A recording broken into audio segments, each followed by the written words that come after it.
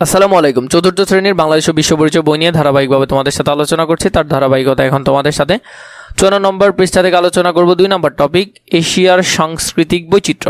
মানে আমাদের যে সংস্কৃতির যে বৈচিত্র্যগুলো থাকে সেগুলো, যেমন জাপানের পোশাক হয় এরকম, ইন্দোনেশিয়ান পোশাকগুলো হয় এরকম, তারপর ইরাকের পোশাকগুলো হয় এরকম, ভারতের পোশাক হয় এরকম।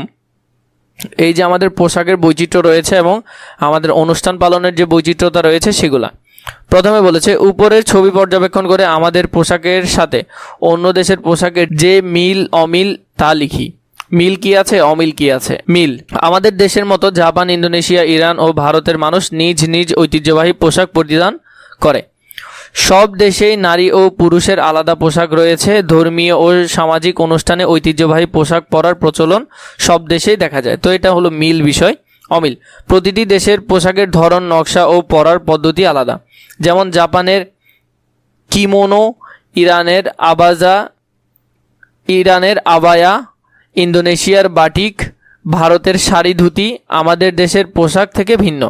আবহাওয়া, সংস্কৃতি ও ধর্মীয় প্রভাবেও পোশাকের পার্থক্য দেখা যায়। তাহলে মিলের জায়গায় এটা লিখবে, অমিলের জায়গায় এই বিষয়টা লিখবে, ছোট করে করে লিখতে পারবে এখানে। এশিয়া মহাদেশ সাংস্কৃতিক বৈচিত্র্যে ভরপুর। বিশ্বের অনেক প্রধান ধর্মের উৎপত্তি স্থল এই এশিয়া। এর মধ্যে ইসলাম, হিন্দু, বুদ্ধ ও কনফুসিয়াস ধর্ম উল্লেখযোগ্য। নানান ভাষায় কথা বলে এই মহাদেশের মানুষ। এশিয়ার মানুষের খাবার, পোশাক ও আচার অনুষ্ঠানে রয়েছে নানান বৈচিত্র্য। এই মহাদেশে মানুষের কাছে পরিবারের গুরুত্ব অনেক। প্রায় বেশিরভাগ দেশেই যৌথ পরিবারের সংস্কৃতি দেখা যায়। এশিয়া মহাদেশের সাংস্কৃতিক বৈচিত্র্য। মধ্য এশিয়া, এই অঞ্চলের ইসলাম প্রধান ধর্ম। মধ্য এশিয়ায় রাশিয়ান ভাষার ব্যবহার বেশি। পুরুষরা টিউনিক, সিরোয়ালের মতো পাগড়ি আর নারীরা স্কার্ফ পরে। এ অঞ্চলে প্রধান প্রধান খাবার রুটি, নুডলস, মাংস, দুধ ও ফলমূল। উত্তর এশিয়া, এই অঞ্চলে খ্রিস্ট ধর্মের মানুষই বেশি। এখানকার প্রধান ভাষা রুশ। মেয়েদের পোশাকের নাম খুরি, বুরিয়াট ও টার্কমেন হলো পুরুষদের পোশাক। সয়াবিন, ডাল, মাছ, মাংস এখানকার অধিবাসীদের প্রধান খাবার। বুলিয়ান নামক স্যুপ খুব প্রিয়। ঐতিহ্যগত আরও একটি খাবার হলো পেলমেনি। পশ্চিম এশিয়া, এ অঞ্চল মানুষের প্রধান ধর্ম ইসলাম। প্রায় সব মানুষই আরবি ভাষায় কথা বলে। নারীরা আবায়া, কাফতান এবং পুরুষরা বিশত ও মাথায় ঘুতরা পরেন। মুরগি, ভেড়া, দুম্বা, ওটের মাংস, রুটি, খেজুর, কাবাব, শর্মা প্রচলিত খাবার। মাছবুস এদের জনপ্রিয় খাবার। পূর্ব এশিয়া, এই অংশে বুদ্ধ ধর্মের মানুষ সবচেয়ে বেশি। চীনের ম্যান্ডারিন ও জাপানিদের জাপানিজ ভাষাই প্রধান। কিমোনো জাপানের ঐতিহ্যবাহী পোশাক। বর্তমানে পুরুষরা ট্রাউজার ও স্যুট এবং মেয়েরা স্কার্ট ও ব্লাউজ ব্যবহার করে।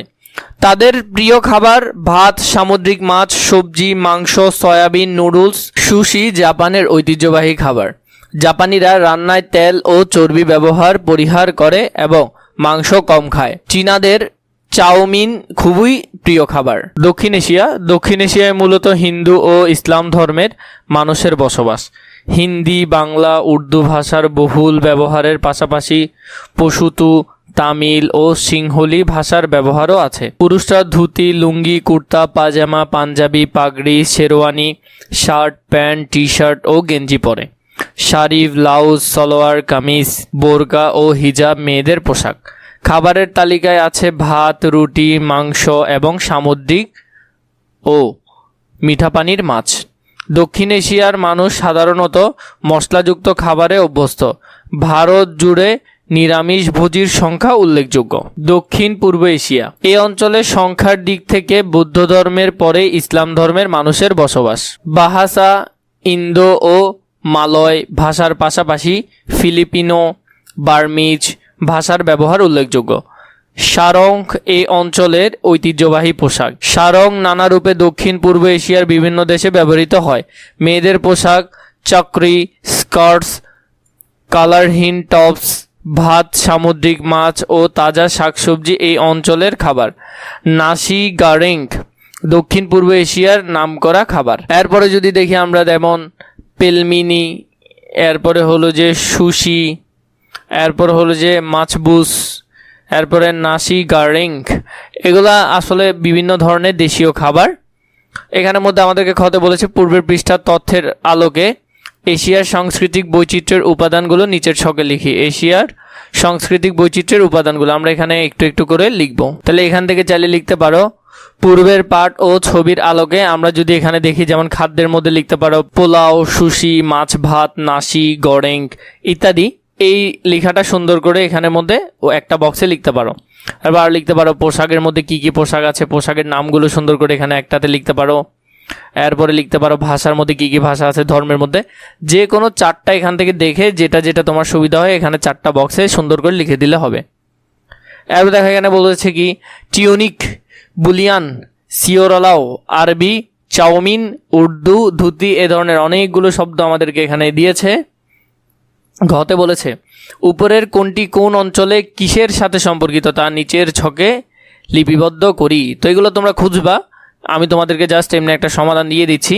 যেমন উত্তর এশিয়ার ক্ষেত্রে এখানে কোনটা কোনটা মিল আছে, উত্তর এশিয়ার ভাষা এখানে কোনটা, এগুলো তোমরা খুঁজে বের করতে হবে। উত্তর এশিয়ার ভাষা হলো রুশ, খাবার হলো মাছ আলু, পোশাকের মধ্যে হলো যে কোট জ্যাকেট। দক্ষিণ এশিয়ার মধ্যে বাংলা হিন্দি, খাবার হলো মাছ ভাত, আর এখানে হলো শাড়ি পাঞ্জাবি পরে। পশ্চিম এশিয়ায় হলো আরবি ভাষা, এরপরে খাবারের মধ্যে হলো যে খেজুর, রুটি, মাংস, পোশাকের মধ্যে হলো যে আবায়া। পূর্ব এশিয়ার মধ্যে আছে চীনা জাপানিরা, যাদের নুডলস ও সুশি খুবই প্রিয়, পোশাকের মধ্যে আছে কিমোনো। দক্ষিণ পূর্ব এশিয়ার মধ্যে আছে থাই, মালয়ে, খাবারের মধ্যে আছে নাসি গোরেং, সামুদ্রিক মাছ, এবং ওদের পোশাক হলো বাটিক। মধ্য এশিয়ার মধ্যেও আছে, এখানের মধ্যে দেখো উজবেক, কাজাখ কাজাখ কাজাখ রুটি, মাংস, এরপর হলো লম্বা কোট।